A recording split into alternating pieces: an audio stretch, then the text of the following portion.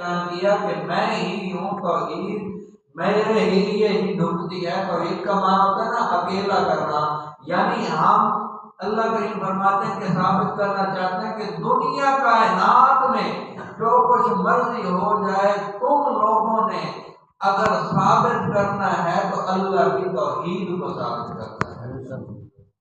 تو جو ہے نا ایمان والے توحیدی لوگ ہیں، اللہ کریم فرماتے ہیں جو ایمان والے لوگ ہیں وہ تو جانتے ہیں کہ اللہ نے اگر صالح علیہ السلام کی اٹھنی کا ذکر کیا ہے تو وہ کہتے ہیں کہ یہ اللہ تعالیٰ نے موقع کی مثال بیان کی ہے اور یہاں یہ مثال بیان کرنی چاہیے تھی۔ اگر اللہ تعالیٰ نے کہیں مچھر کی مثال بیان کیا کہ نمرود کے ناک میں داخل کر دیا، اتنی چھوٹی سی ایک مخلوق ہو کے اس نے اتنے بڑے نمرود جو دنیا میں بہت بڑا مال و دولت کا مالک اور اتنا مال و دولت اس کے بعد کہ اس کے خزانوں کی چابیاں اونٹ اٹھایا کرتے تھے اور کئی قافلے اونٹوں کے ہوتے تھے، وہ اس کے خزانے کی چابیاں اٹھایا کرتے تھے۔ اللہ کریم فرماتے ہیں اتنا بڑا مال و دولت والا ہم نے اس کو اتنی چھوٹی سی بالکل چھوٹی سی مخلوق کو اس کے ناک میں ڈالا اور اس کو تباہ و برباد کر دیا۔ اس کا یہ مثال ہو گیا تھا۔ آج لوگ دنیا اور مال و دولت کے اوپر تفکر کرتے ہیں۔ اللہ کے رسول صلی اللہ تعالیٰ علیہ وسلم نے فرمایا کہ لا تفاخروا، دنیا کے اوپر فخر نہ کیا کرو۔ یہ کون کہہ رہے ہیں؟ اللہ کے رسول صلی اللہ علیہ وسلم کہ دنیا کے مال و دولت کے اوپر فخر نہ کیا کرو، یہ دنیا کا مال تمہارے کام آنے والا نہیں ہے۔ اگر تمہارے کام آنے والی کوئی چیز ہے تو وہ تمہارے نیک اعمال کیے ہوئے کام آئیں گے۔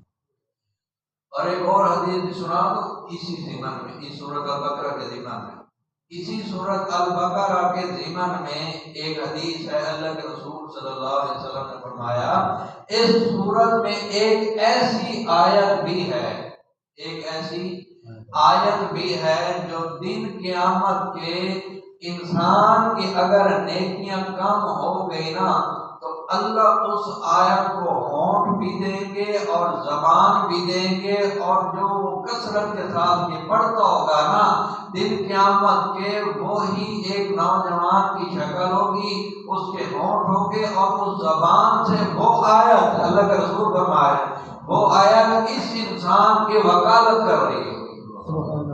وہ کون سی آیت؟ کوئی عالم بتا دے۔ آیت الکرسی کیا ہے؟ آیت الکرسی ہے۔ آیت کریمہ کا نمبر ہے 255۔ اللہ کے رسول نے فرمایا کہ جو بھی اس کی تلاوت کرتا ہے، یہ چلتے پھرتے پڑھتا رہتا ہے نا، گھر سے نکلتے پڑھے، گھر کی طرف آتے ہوئے پڑھے، نہ اس کی روزی کم ہوگی اور نہ ہی اس کے گھر میں کوئی بلا، جن، تکالیف، جادو ٹونے، منتر، کوئی بھی وہاں کوئی اپنا داؤ پیچ نہیں چلا سکتا۔ جو آیت الکرسی گھر سے پڑھ کر اپنے کاروبار کے لیے نکلے اور گھر آتے ہوئے بھی اپنے کاروبار کے لیے نکلے۔ ایک وظیفہ اسی ضمن میں بتا دوں، لوگ وظیفہ بتاتے ہیں اور پیسے لیتے ہیں، لیکن میں یہ چاہتا ہوں کہ آپ کو بغیر پیسوں کے وظیفہ بتا دوں۔ لیکن یہ وظیفہ ہے اتھینٹک، بڑا مضبوط ہے، اور کافی ساتھیوں کو بتایا اور انہوں نے جب کہ انہوں نے کہا استاد جی 80% نکلا ہے۔ میں نے کہا تمہارے اعمال کی کمیاں وغیرہ اس کا رضاج 100% ہے۔ وہ ہے جی، ایک تو آپ نے جب گھر سے نکلنا ہے نا، اپنی دکان پر جانا ہے، اپنے کاروبار کے لیے جانا ہے، تو درود ابراہیمی پڑھنا ہے۔ اس کے بعد قرآن مقدس کی آیت ہے ان اللہ اشتری من المؤمنین انفسهم واموالهم بان لهم الجنہ، یہ غالباً سورۃ انعام میں ہے، سورۃ غالباً انعام میں ہے۔ یہ آیت مکمل جو ہے نا، اس کو پڑھ کر شروع میں بھی درود ابراہیمی پڑھنا ہے اور آخر میں بھی درود ابراہیمی پڑھنا ہے، درمیان میں یہ آیت 11 مرتبہ پڑھنی ہے، اور دکان تک جاتے وقت جہاں تک آپ کی دکان ہے وہاں تک یہی ذکر کرنا ہے اور کوئی بات کسی سے نہیں کرنی۔ اگر آپ کی دہاڑی نہ لگی نا دفتر میں آ کر مجھ سے بات کریں، میں گرانٹڈ بات کر رہا ہوں، یہ اللہ کے رسول صلی اللہ تعالیٰ علیہ وسلم نے فرمایا کہ اگر کوئی آدمی یہ وظیفہ کر کے اپنے کاروبار تو میں محمد ضمانت دیتا ہوں کہ اس کے کاروبار میں کبھی کمی نہیں آئے گی۔ ہاں جی، تو یہ کہنے لگے کہ یہ اللہ نے مچھر کی مثال میں اللہ کریم فرماتے ہیں کہ ہم چاہے مچھر کی مثال بیان کریں یا مکھی کی یا اس سے اوپر بیان کریں، میں خدا ہوں، میں جو مرضی بیان کروں، مجھ سے کوئی پوچھنے والا ہے، میں رب ہوں۔ ایمان والے کیا کہتے ہیں؟ ایمان والے کہتے ہیں یہ اللہ نے سچی بات کی ہے، یہ جو اللہ نے مکڑی کا جالے کی مثال بیان کی ہے نا، اس میں بھی بہت بڑی بات کر دی ہے اللہ نے۔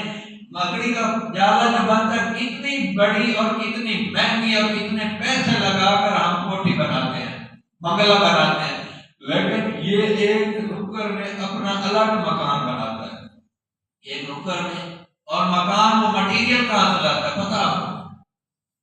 مٹیریل اندر سے نکالتا ہے، مٹیریل وہ اندر سے نکالتا ہے۔ اللہ کریم فرماتے ہیں ہم نے اتنا قرآن نازل کیا ہے، اور قرآن ہر انسان کے لیے نور بن کے آیا ہے اور رشد و ہدایت کا ذریعہ بن کے آیا ہے، اس کے باوجود بھی کچھ ایسے لوگ ہیں جو کہتے ہیں کہ جی ہم قرآن سے ہٹ کر کوئی ایسی کتاب پڑھتے ہیں جس سے لوگوں کو ہدایت مل جائے گی۔ یہدی للتی ہی اقوم، کہ یہی رہنمائی کرتی ہے اور یہی پکی رہنمائی کرتی ہے۔ قرآن مقدس کے علاوہ دنیا کائنات کی اور حدیث رسول سچی حدیث، ان دو چیزوں کے علاوہ کائنات میں کوئی ایسی کتاب نہیں ہے جس سے انسان کو ہدایت مل سکے۔ ہدایت یا ملے گی تو قرآن سے ملے گی یا فرمان محمد رسول اللہ سے ملے گی۔ مثالیں یذل بھی کثیر، انہوں نے کہا جی یہ ارادہ اللہ کا کیا ہے، ان مثالوں کے بیان کرنے